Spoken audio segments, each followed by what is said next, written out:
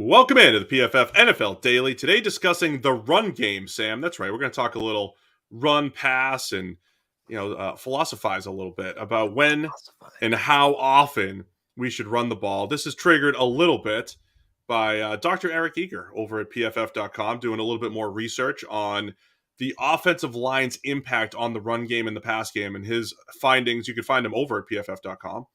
I believe you need an Edge subscription to read it, which is 40% off right now using Cyber 40. But the basic conclusion that a well-blocked run play is really productive. It's actually really high EPA, expected points added. However, those plays are rare, and they're actually better than a well-blocked or perfectly blocked passing play. So that was a lot of what came out of the PFF data. What are your initial thoughts on that, Sam, and just the overall run-pass ratio around the NFL? Yeah, it's interesting. There's a lot of data, or it's a very interesting season for pushing back on the idea of, pass early, often, all the time. All the analytics and all the data has been saying you should pass way more than any team in the NFL is doing right now. Keep increasing the volume of your passing game because generally speaking, it is way more efficient than the run game. And we've talked before about how there are always exceptions to this, right? When you start to rattle off 6-7 yards of carry on the ground, all of a sudden your ground game becomes just as efficient as passing the ball. And there are times where, teams that seem to willfully invite the run, all of a sudden invite it a little bit too much and can't stop it. And that kind of running attack for the opposition offense is incredibly successful. And, you team that with offenses like the Chiefs and the Bills all of a sudden struggling a little bit with their passing game as teams sort of force them to be more conservative and play a more boring, less explosive brand of football and offense. And it does seem to suggest that, there are reasons that the NFL has always, or not just the NFL, but football coaches generally have always promoted the idea of the run game and usually promoted the idea that you need more of it, not less of it. And, Brandon Staley has spoken extremely well about this and about the kind of the reasons that the run game is still leaned upon by teams. And I think, we're starting to see some of the reasons for it this season. And then you add that to Eric's article, which sort of says, well, yeah, but it's chasing a sort of perfection that doesn't really exist. And unless you get those perfect plays, it falls off very quickly and becomes less effective. I've seen a lot of arguments both ways. Mitchell Schwartz jumped in, former Chiefs and Browns offensive lineman, very astute. He's a good follow on Twitter, Mitchell Schwartz, not only for the barbecue, but offensive line takes. And as he had said, he's one of the analytically driven or minded offensive linemen. So he took some issue to, I think, Eric's more Eric's conclusion. And I think Eric's conclusion was more, coaches are still chasing this holy grail, right? Like you were just saying, and it's kind of this false hope. I've seen other people jump in and say, well, and we've heard this through the years, you do have to give your quarterback a break sometime. And again, and nobody in the analytics world is suggesting you pass 90% of the time and only run on 3rd and 1 and 4th and 1. But the thing about football coaches, though, that I think the thing that they have right is making everything look the same, right? Making outside zone action and the play action off of it look the same.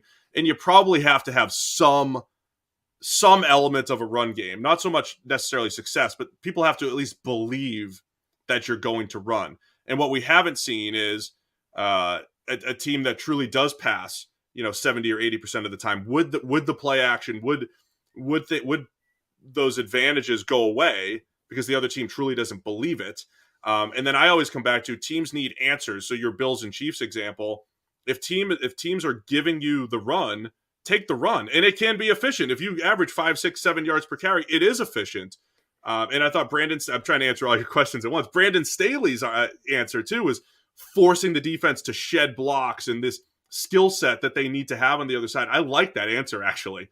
His answer was great. Mitchell talked about physicality and all that. So there's kind of a lot to unpack here in 10 minutes. Yeah, we haven't seen NFL teams go very extreme at all on either side of this. But we have kind of seen it more at the college level. Like Mike Leach has run these offenses where they basically only run the ball if you're going to give them a light enough box to make it too good to turn down, that kind of thing. So we have seen levels of football where coaches and teams are willing to push it into extremes, and you do start to get an idea of how it would work if a team does that. Now, obviously, there are differences, and the lower down the level you go, there are dramatic differences in terms of how these things stitch together and how the dynamics work. And there are things that work at the college level that simply don't work at the NFL level. And Cliff Kingsbury's offense is a great example of that, right? He came in and was running 10 personnel at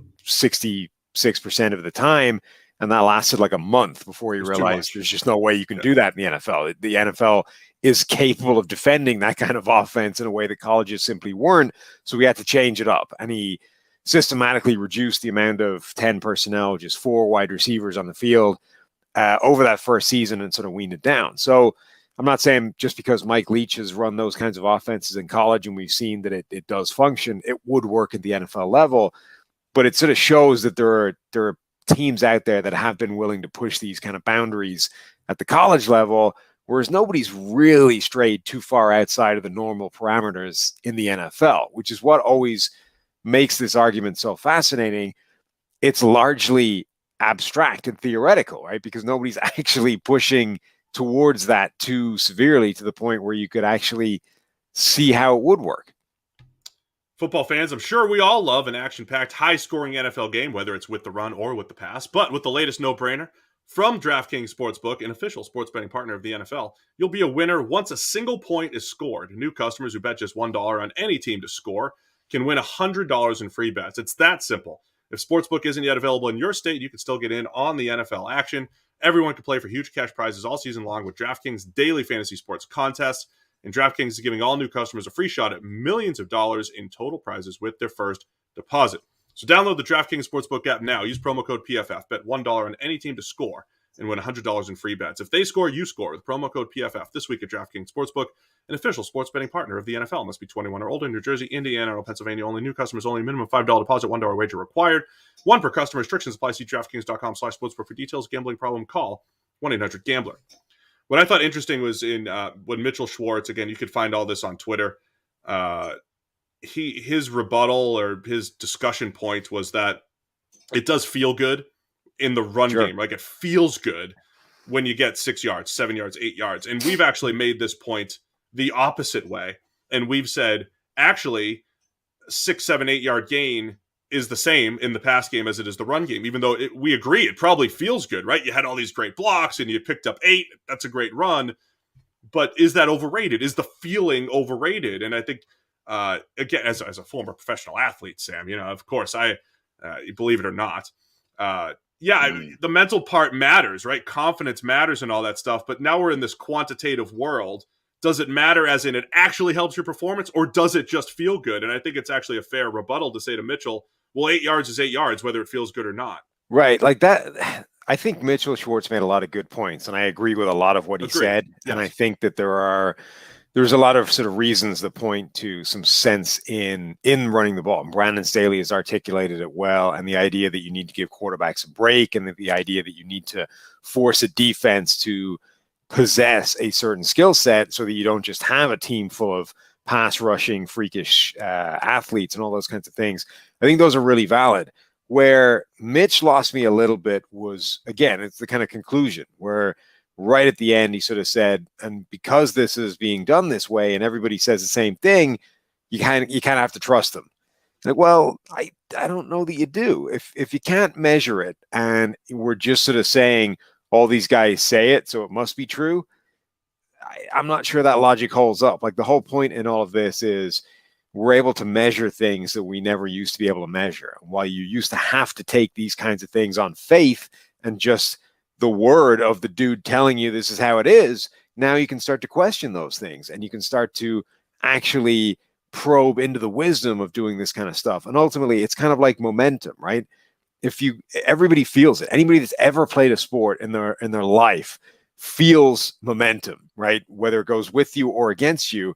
But if you literally can't prove it exists, if something going your way has a literally zero bearing on whether it's going to go your way in 2 minutes time, then it's just a figment of your imaginations. It's not a real thing. So the fact that you believe it, or it's like, it's not, this isn't manifest destiny. You're not Right. sort of If you can lose it immediately, right. then it doesn't matter. Then Right. what good is it to you, right? The fact that you've invented it in your head and you feel great, euphoric for 30 seconds, it doesn't actually help you in winning the game or not. So it's irrelevant. And I think that's potentially what you're dealing with here with the run game. It might feel great, but if you literally can't measure its impact, then why is that? Who cares?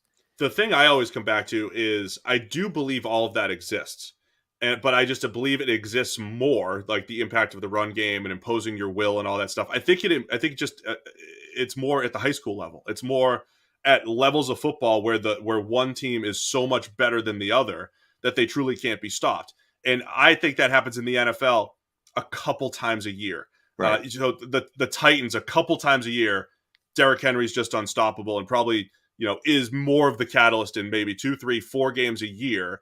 But if you chase that 16 times, you might have some issues there. So I think that's part of the problem is the skill level at the NFL is just so much tighter among all the teams, even the best and worst teams compared to other college football or high school or whatever it might be. Yeah, there's probably a combination of growing up with that actually being true, in whatever lowest level you played at, high school, college. It kind of gets incrementally less true the older you get and the more advanced the level is. And then the other thing is it might even still be a thing at the NFL level, but if it is, it feels like it's sort of seventh in the list of things that actually make a difference. You know what I mean? And if any one of the 6 things ahead of it in terms of priority and actual impact go against you, then it completely counteracts whatever that does actually do. And again, it's like if it's that small a difference that you can't measure it, or that 7 different things, 6 different things in front of it make a bigger difference, isn't really something you should be pursuing. No. So no major conclusions today. There's so many different other angles to this. I think the quarterback's a big factor too. If you have a great quarterback, you probably want to rely on him more. A lesser quarterback, maybe you rely on him less, but you don't want to put him in bad situations.